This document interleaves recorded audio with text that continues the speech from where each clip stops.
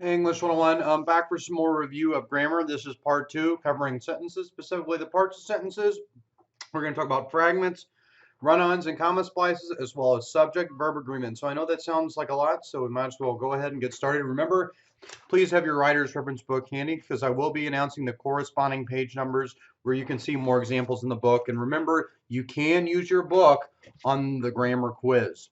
There are four parts of a sentence that I want us to consider.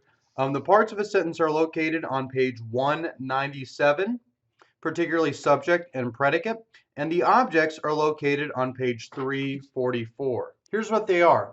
A subject is who or what performs the action in a sentence, and always the subject is a noun or a pronoun. And the predicate is the action performed by the subject, and it's always a verb.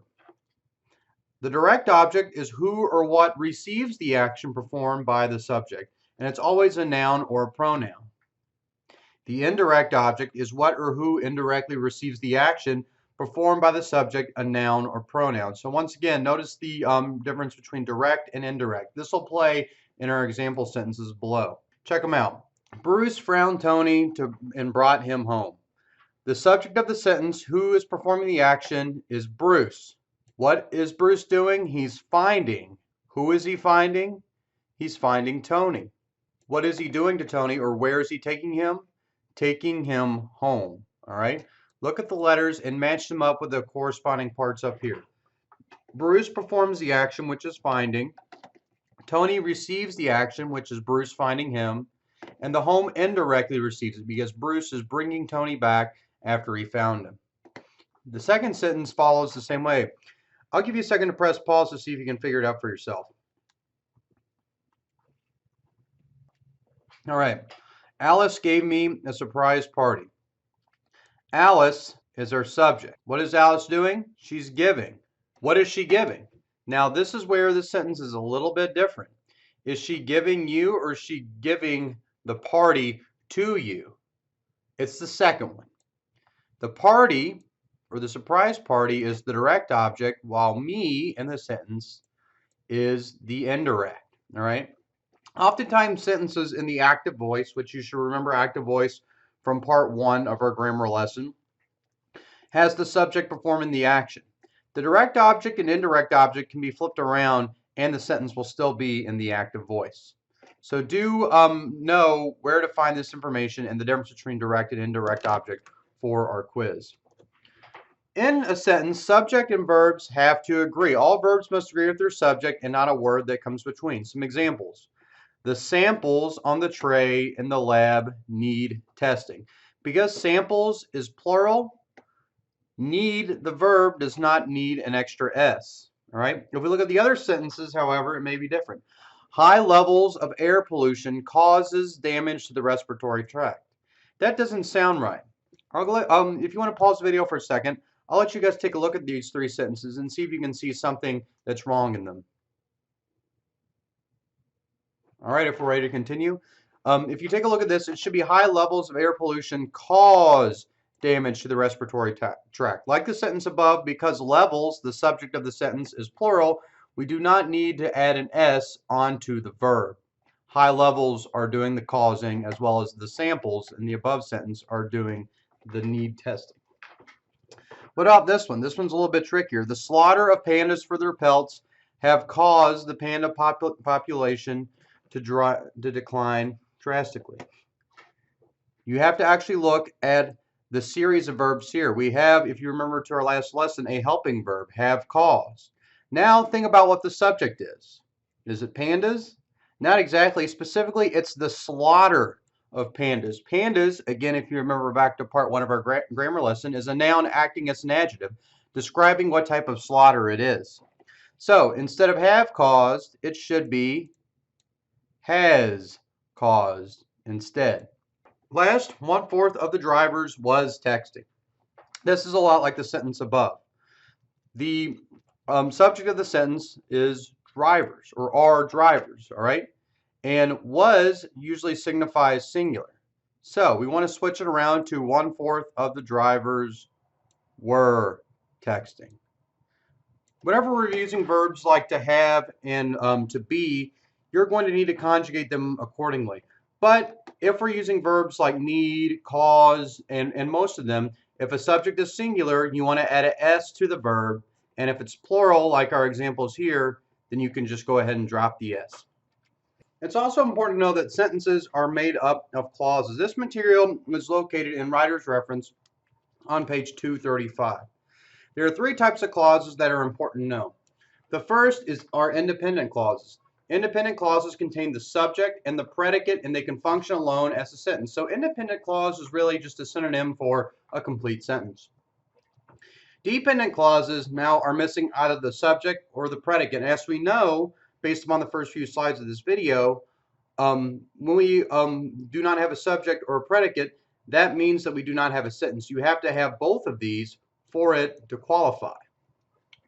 A subordinate clause contains a subject or a predicate, but it functions within the sentence as an adjective or an adverb or a noun, and it cannot stand alone, and it kind of has this sense that it leaves us hanging. So a subordinate clause does contain a subject and predicate, but it contains other words that disqualify it from being a sentence. We'll see some examples of that coming up. When we come across sentence fragments, which, if we look at the previous slide, are dependent clauses and subordinate clauses without any other attached material, we can do a few things. The first thing we can do is attach the fragmented subordinate clauses or turn them into sentences. The second thing we can do are attach fragmented phrases or turn them into sentences. The third thing we can do are attach other fragmented word groups or turn them into sentences. Many of these strategies, again, are listed on page 237 through 240 of Writer's Reference. But for the most part, in a nutshell, what you can do to fix sentence fragments, well, you can attach it to another fragment or a subordinate clause, or simply rewrite the sentence. All right, let's finally take a look at a few examples. Let's look at our first one. Then I attended Morris Junior High, a junior high that was a bad experience. Let you pause the video for a second and see if you can figure out the sentence fragment.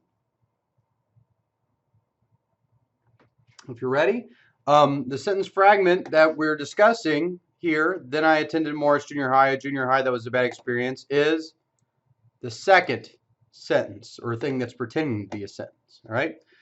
Whenever we look at the first sentence, we see a subject. Then I, and then the I is performing an action. Attended Morris Junior High, which is our direct object. All right. Here we have a junior high that was a bad experience. All right. So what do we do to fix this sentence? There are many different strategies. We could turn this period into a comma and add the word which and then the word was. All right. If we don't want to add extra phrasing, we could just add something called a semicolon, lowercase this a, which we would do in all cases, and then we would have a complete sentence. Let's take a look at the one below. Although the Yankees loaded the bases, the catcher grounded out, ending the inning. Which one do you think is the sentence fragment? If you guessed the first one, you're correct. Now let's actually take a look at this. We have a subject, the Yankees. We have a verb, loaded. We have a direct object, the bases. That should be a sentence, right? Well, it's the presence of this word although that makes this what we want to call a subordinate clause. All right. Subordinate clauses, and for your reference, again, are on page 237 of our book, are phrases that do contain all the necessary parts, but they have something called a subordinating word. On page 237, there's a list of subordinating words that anytime that they begin a sentence, make the first phrase a subordinating clause.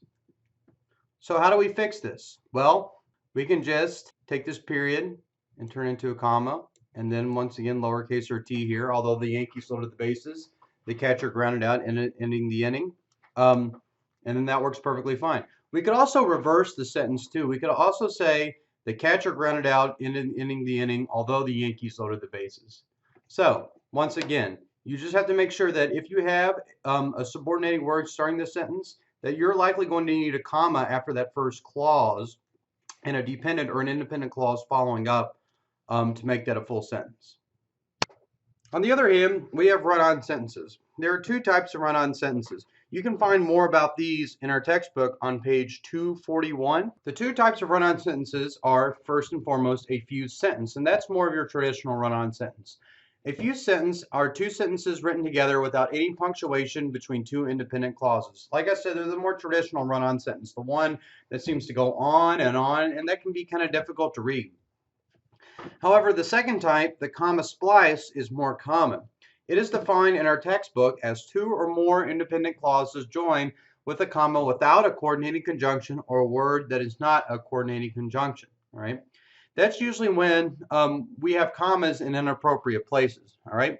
And a typical rule to follow here is do not use a comma with a coordinating conjunction that joins only two words, phrases, or subordinate clauses. All right?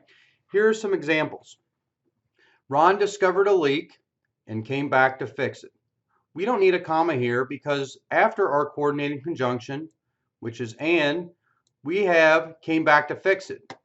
Came back to fix it is not a sentence, so therefore it is a dependent clause. So we don't need the comma here, and we can just use the coordinating conjunction to show our shift. Same thing with the one below. We knew that she had won, but that the election was close. That the election was close is not a sentence. So we do not need the comma in front of but the coordinating conjunction. Again, here's a larger example of a fused sentence. Joe was happy about the raise. He felt like celebrating. This is a sentence. Here's our subject. Here's our predicate. Here's our direct object. I don't believe we have an indirect object. Same thing here. Subject and our predicate. And I don't believe we have an object here. So both of these can be sentences, but they can't just run together like that. They both really express two different ideas. What are some things we can do? Well, revision strategies for run-on sentences and comma splices are located on page 287 and 296 of your textbook. Some different things we can do are we could add a comma and a coordinating conjunction. Joe was happy about the raise, so he felt like celebrating. That edit makes a lot of sense. We could also do something such as Joe was happy about the raise, and add a semicolon. He felt like celebrating. I like the other one for. I like the one with just the comma and so a little bit better. It definitely shows the relationship more between the two statements. Take a look at the comma splice here. We add a comma, but we're missing a coordinating conjunction. Joe was happy about the raise. He felt like celebrating. Yes, he felt like celebrating can be a full sentence, but we need to show the relationship between these two things. That's why it's important to add so. So, what's really important to notice here is that the same type of sentence can be a fused sentence or a comma splice just depending on what type of punctuation you use. It's very important to know kind of the different rules and guidelines about when to use commas